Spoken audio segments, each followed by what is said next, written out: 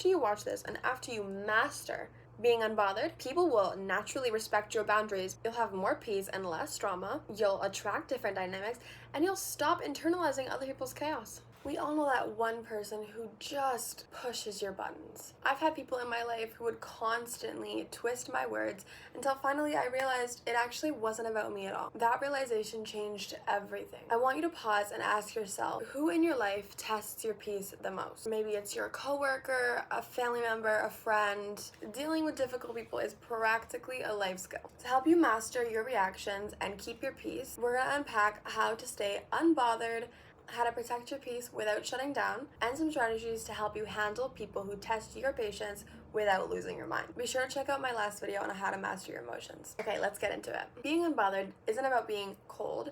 It's not about pretending you don't care. It's about knowing what deserves your energy and what absolutely does not. Being unbothered is often suggested that one is unaffected by negativity. But a common misconception about being unbothered means staying silent and letting people walk all over you. Instead, it's actually about responding instead of reacting. To know how to be unbothered, first we need to understand difficult people. And when I say difficult people, I'm referring to people who tend to express a lot of negativity, like your pessimists, your haters, etc.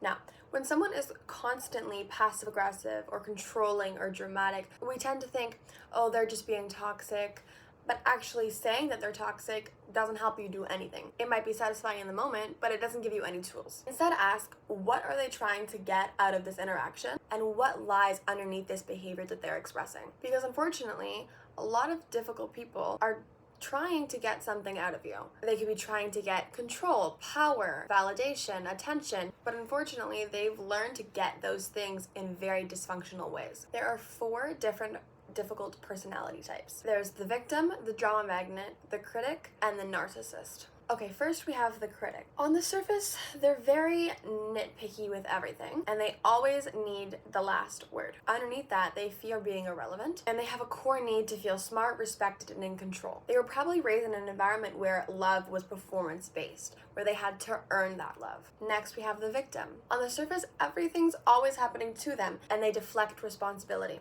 And underneath this, they associate personal responsibility with shame. The victim needs to feel innocent, lovable, and supported. And they likely grew up in an environment where they were being blamed unfairly or punished when they tried to stand up for themselves. But when someone stays in that victim mindset, they make you the villain. You are always walking on eggshells with them. Then we have the narcissist. They dominate the conversation, they invalidate your needs, and they always twist your words. Underneath this, they have 0 internal sense of worth. They are deeply insecure of themselves. They need to be seen, admired, and obeyed. They were either overly praised in a shallow way, or they were never given unconditional love. So instead, they chase significance through control and praise. They don't want to be in a relationship, they want an audience. And lastly, we have the drama magnet. On the surface, everything is intense. There's always a crisis, and they pull people in to create chaos. And underneath this, they equate stillness with abandonment. They need to feel important and emotionally alive. They probably grew up in an unpredictable environment where chaos was how they got their attention. So now calm feels like rejection because your peace is threatening to someone addicted to chaos. Overall, difficult people behave this way because of unmet needs, insecurities, and trauma. Now, understanding isn't excusing their behavior. It's just not personalizing it. We need to understand what is actually happening when someone gets under your skin, because if we don't understand, we'll just keep reacting to it. And being unbothered doesn't start by ignoring people. It starts by knowing what they trigger in you and what to do in that situation that when they trigger you.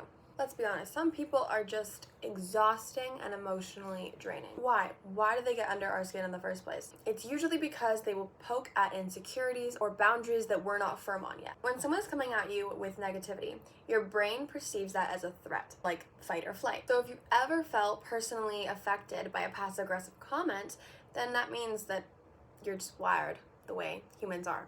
You're a human. It's okay. But interestingly, we don't just attract difficult people randomly.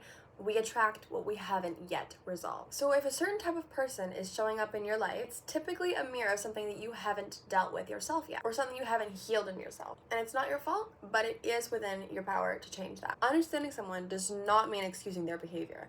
It just means you stop internalizing it, you stop taking it personally, you stop replaying it in your head, and you stop trying to change them because you finally have accepted that they are who they are and your peace does not need their permission. And I had to learn this the hard way. There were some point in my life where I thought maybe if I just said things the right way, or maybe if I explained myself better, or was calmer, or was patient enough, maybe they'd understand, maybe they'd get me, but they never did, because I was speaking from self-awareness and they were acting out of fear. You can't logic your way through someone's ego. Instead of trying to fix someone, you need to stop expecting them to do something different than what they're capable of, and you gotta stop opening wounds, hoping for a different outcome when you're never gonna get that. Like, I'm sorry, it sucks, but they are who they are, and what can you do? You have to start saying, that's just who they are, and I get to decide how much access they have to me. And that is how to stay unbothered. It's not about pretending you don't care. It's about caring about yourself enough to stop trying to fix what isn't yours to fix. Now that we've talked about them, let's talk about you. Because real emotional power does not come from managing other people. It comes from managing your own triggers. Okay, so you've done the inner work, you understand their behavior, you know it's not about you, but still, that something just gets under your skin sometimes. It could be that one comment, that one tone, that one subtle dig, and then suddenly you feel the heat rising in your chest, you're spiraling, internally arguing, and replaying it over and over and over again. Why do they keep doing this? Why didn't I say something? Am I overreacting, or are they just being rude? So let's take a pause. The goal here is not to never feel triggered. That's not realistic. It's impossible to never feel triggered. You're human.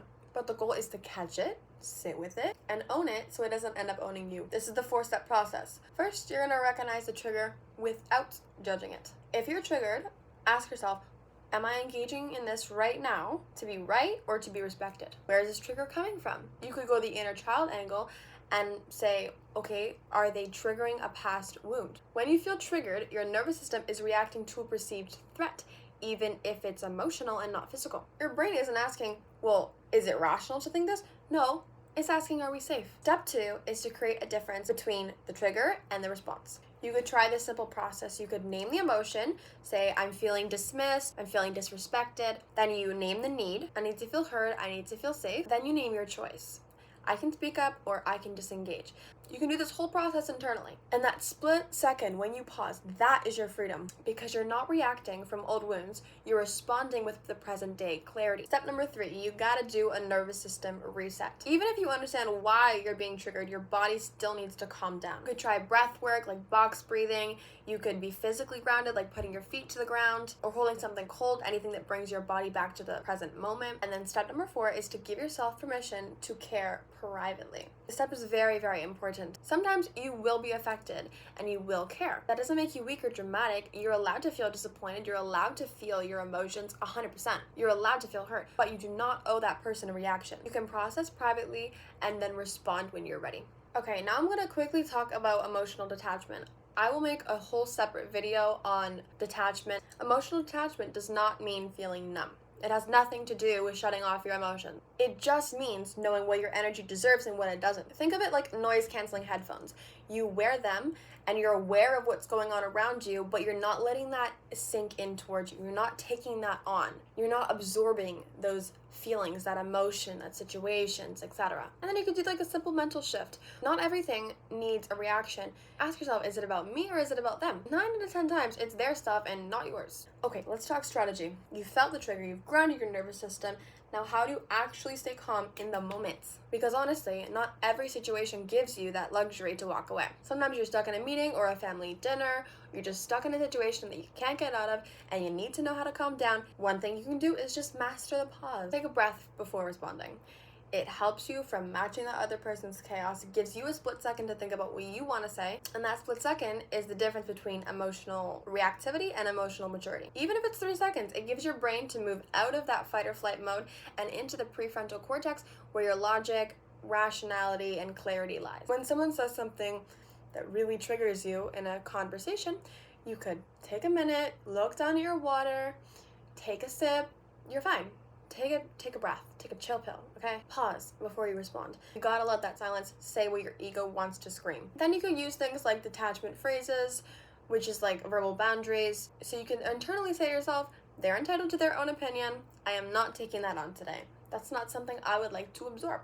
You could also do an energy audit, which looks like checking in with yourself in the middle of a chaotic situation. You could ask yourself, is this conversation draining me? Is the person exhausting me or expanding me? Would I keep engaging in this if I felt completely confident in myself? Sometimes we argue because we're trying to prove something, But if you already believe in your worth, then you have nothing to explain. Next is boundaries. A lot of us were not taught how to build boundaries and how to set them properly. Especially if you're used to keeping the peace and people pleasing, boundaries are not a rejection of others.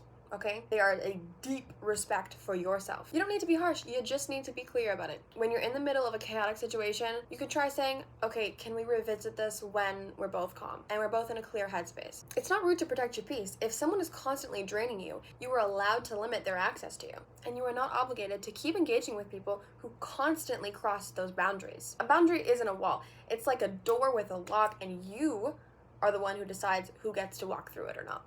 And one of my favorite mindset shifts is reframing annoying behavior. When someone is acting out in a passive-aggressive way to be controlling or defensive, just ask yourself, what must they be feeling in order to react and respond to me this way? Because confident and emotionally secure people, they don't need to manipulate, battle, or dominate any situation. They're confident in themselves. They don't need that. They don't need to affect other people. Sometimes people's negativity is about their mess and not you. It has nothing to do with you. Literally nothing is personal. And when you realize that, it's so much easier just to let it go. Let it slide off your back. So instead of taking it personally, you just gotta reframe it, saying that they're not hurting me, they're just trying to protect themselves, and that this is not an attack at me.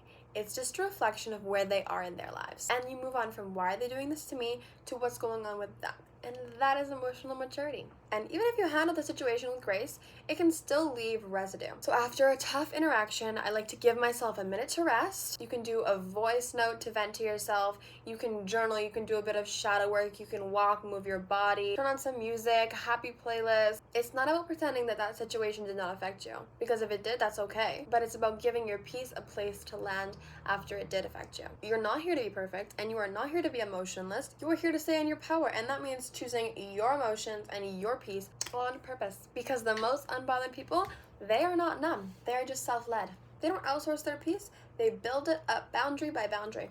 Now let's talk about what to do when it gets personal. You can meditate, journal, repeat affirmations all day long, but when that one person says that one thing that just hits your gut, and suddenly all the emotional attachment you ever had just goes right out the window.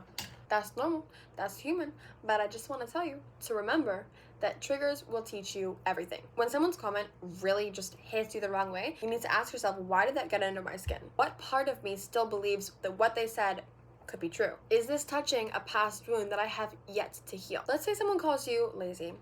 You know you've been working so hard, but it still stings. Maybe somewhere deep down, a younger version of you still feels like they're not doing enough. As much as we talk about managing your energy, dealing with difficult people, some of those people just simply aren't aligned to the version of you that values peace, clarity, and emotional growth. Some people, whether they realize it or not, operate in ways that challenge your peace, whether it's through manipulation, being passive-aggressive, or just being constantly negative. In those moments, the most powerful thing you can do is to just walk away. Protect your energy and step back. No slamming the door, no screaming, just walking away. Exiting the room calmly and with your energy intact. You don't need to explain yourself to someone who is committed to misunderstanding you. You don't need to prove your worth to someone who refuses to see it. And you don't need to stay in places that consistently make you doubt yourself. Walking away is not a weakness. Sometimes it's the strongest move you can actually make. And sometimes the most unbothered version of you is the one who walks away. You don't need to win at beating their game.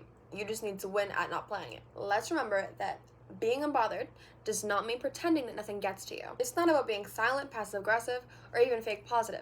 It's about this deep, quiet strength that says, I will no longer give up my peace just because someone else is having a bad day. And unfortunately, difficult people, they exist. But your peace, that is your responsibility. You don't need to argue, you don't need to convince, you don't even need to explain.